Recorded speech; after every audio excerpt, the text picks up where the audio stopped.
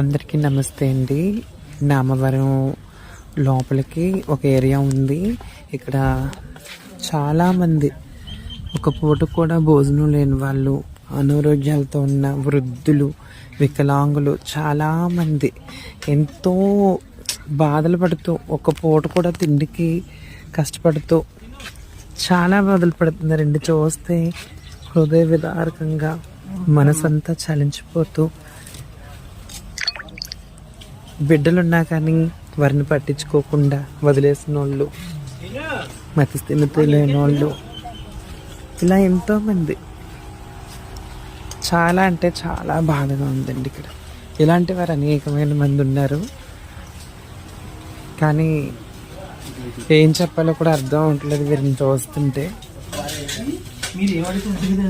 పెద్ద పెద్ద వయసులు, బామ్మగారులు, ముసలోళ్ళు, ఎంతో ఉండడానికి కూడా సరైన షెల్టర్ లేదు. కానీ ఏం చేయాలి, భగవంతుడు అందరిని ఒకలా చూడ్డు. కానీ వీడియో తీస్తుంటే కూడా చాలా బాధ అనిపిస్తుంది. కానీ లాగట్లేదు. కానీ వర్షం వస్తే తడిచిపోయిద్ది. అసలు మాటలు రావట్లేదు.